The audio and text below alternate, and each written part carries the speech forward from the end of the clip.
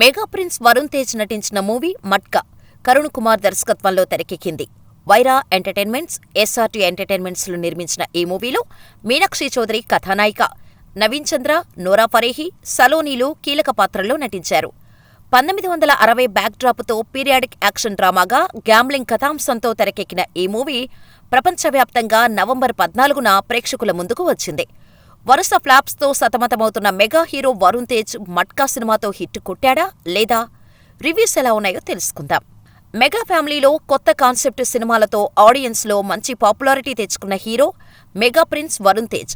హిట్లు, ఫ్లాపుల సంగతి పక్కన పెడితే వరుణ్ సినిమాలు చాలా డిఫరెంట్గా ఉంటాయి.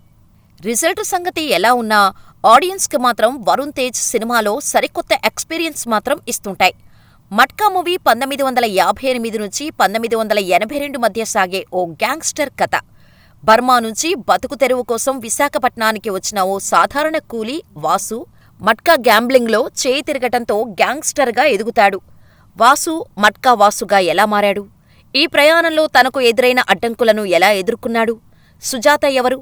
ఆమెతో వాసు ప్రేమాయణం ఎలా సాగింది? అనేది సింపుల్గా మట్కా మూవీ కథ. కాగా మూవీలో మట్కా వాసుగా 3 డిఫరెంట్ వేరియేషన్స్ కలిగిన క్యారెక్టర్స్లో Varun Tej acting super. Negative షేడ్స్తో కూడిన క్యారెక్టర్లో చెలరేగిపోయాడు. ఇందులో సందేహం లేదు. ఒక్క మాటలో చెప్పాలంటే వరుణ్ తేజ్ కెరీర్లో యాక్టింగ్ పరంగా వన్ ఆఫ్ ది బెస్ట్ మూవీగా మట్కా. యాక్షన్ సీన్స్, హీరో క్యారెక్టర్కు సంబంధించిన ఎలివేషన్స్, డైలాగ్స్ బాగుంటాయి. సినిమా మొత్తం మాస్ జాతరలా ఉంటుంది. వరుణ్ తేజ్ కటౌట్కు ఇలాంటి మాస్ కథలే బెస్ట్ కూడా. సినిమా కాన్సెప్ట్ బాగున్నా తాను అనుకున్న కథను డైరెక్టర్ పవర్ఫుల్గా స్క్రీన్పై ప్రజెంట్ చేయలేకపోయాడనే చెప్పవచ్చు. స్క్రీన్పై రొటీన్గా ఉండటం, ట్విస్ట్ మాత్రం ప్రెడిక్టబుల్గా సాగటం సినిమాకు మైనస్. హీరోయిన్లు మీనాక్షి చౌదరి, నోరా ఫతేహి పాత్రలకు సినిమాలో పెద్దగా ఇంపార్టెన్స్ ఉండదు. కేవలం పాటలు, కొన్ని సీన్స్కు మాత్రమే పరిమితమవటం ప్రేక్షకుడు చాలా డిసప్పాయింట్ అవుతాడు. నవీన్ చంద్ర, అజయ్ ఘోష్, సత్యం రాజేష్లకు మంచి పాత్రలు బాగుంటాయి. అమరన్, లక్కీ భాస్కర్ సినిమాలతో ఒకే వారంలో 2 భాషల్లో 2 హిట్లు కొట్టిన జీవి ప్రకాష్ మరోసారి తన మ్యూజిక్, బ్యాక్గ్రౌండ్ స్కోర్తో సినిమాను ఓ లెవెల్కి తీసుకెళ్లాడు. పాటలు బావున్నవి ఉన్నా సరైన సందర్భంలో రాలేదు. కెమెరా వర్క్, ప్రొడక్షన్ డిజైన్ 1960 నుంచి మొదలు పెడితే అప్పటి కాలాన్ని చాలా చక్కగా ఆవిష్కరించారు.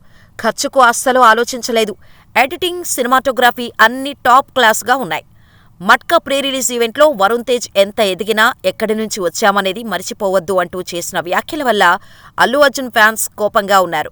నాగబాబు అల్లు అర్జున్ని ట్రోల్ చేస్తూ ట్వీట్లు కూడా వేయటంతో మెగా ప్రిన్స్కి హిట్టు దక్కకూడదని బన్నీ ఫ్యాన్స్ కోరుకుంటున్నారు. మట్కా మూవీ మొదటి షో పడకముందే ఈ మూవీకి నెగిటివ్ రివ్యూలు వేస్తూ సోషల్ మీడియాలో షేర్ చేస్తున్నారు. ఈ నెగిటివిటీని తట్టుకుని నిలబడితే మట్కా కమర్షియల్ సక్సెస్ అందుకోవటం పెద్ద కష్టమేమీ కాదు.